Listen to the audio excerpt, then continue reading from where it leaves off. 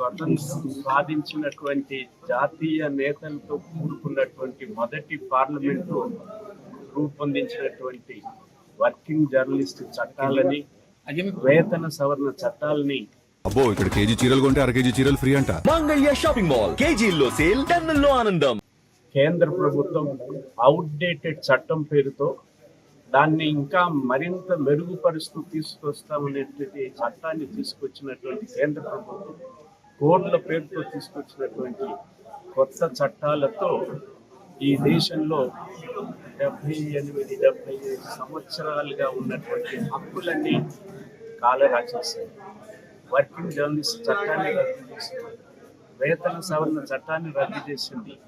దానికి ప్రత్యామ్నాయంగా రూపొందించిన చట్టం ఏమిటంటే మనకు షాప్స్ అండ్ ఎస్టాబ్లిష్మెంట్ యాక్ట్ ప్రకారంగా వర్తించేటటువంటి దుకాణాలలో పనిచేసేటటువంటి సిబ్బందికి ఎలాంటి హక్కులు, ఎలాంటి చట్టాలు ఉన్నాయో ఇవాళ భారతదేశంలో పనిచేసేటటువంటి వర్కింగ్ జర్నలిస్టులకి, పత్రికా సిబ్బందికి అంతకు మించిన చట్టం లేదు.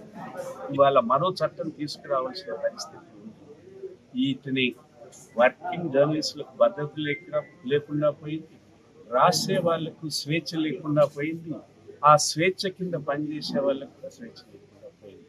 అందువల్ల ఇవాళ వర్కింగ్ జర్నలిస్టుల పరిస్థితి, మీడియా రంగంలో పరిస్థితి, ఎలక్ట్రానిక్ మీడియాలో పనిచేసే వాళ్ళకైతే ఇంకా అధ్వాన్నమైన పరిస్థితి. వాళ్ళకి ఏ చట్టము లేదు. నిర్వచనంలో ఈ కొత్త ప్రభుత్వం నిర్వచనంలో వర్కింగ్ జర్నలిస్టులకి ప్రింట్ మీడియాతో పాటు ఎలక్ట్రానిక్ మీడియాని చేర్చింది. కానీ వాళ్ళకి మాత్రం వేతన వ్యవస్థ ఎక్కడా లేదు, ప్రస్తావనే లేదు. షాప్ గుమస్తాల మాదిరిగా పనిచేసే స్థితికి ఇవాళ కేంద్ర ప్రభుత్వం వర్కింగ్ జర్నలిస్టుని దిగజార్చింది. దీన్ని ప్రజాస్వామ్యవాదులు నిరసిస్తున్నారు.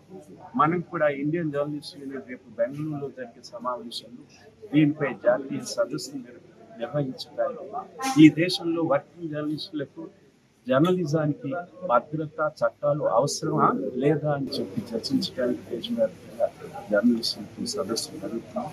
మనం ప్రజలను చైతన్యం చేసే మనము ఇంత అచేతనంగా చైతన్యం లేకుండా ఇది ప్రజలకు నష్టం, మనం నష్టపోయేది ఒకే. ప్రజాస్వామ్యంలో స్వేచ్ఛకు నష్టం, పత్రికా స్వేచ్ఛకు, మీడియా స్వేచ్ఛకు నష్టం.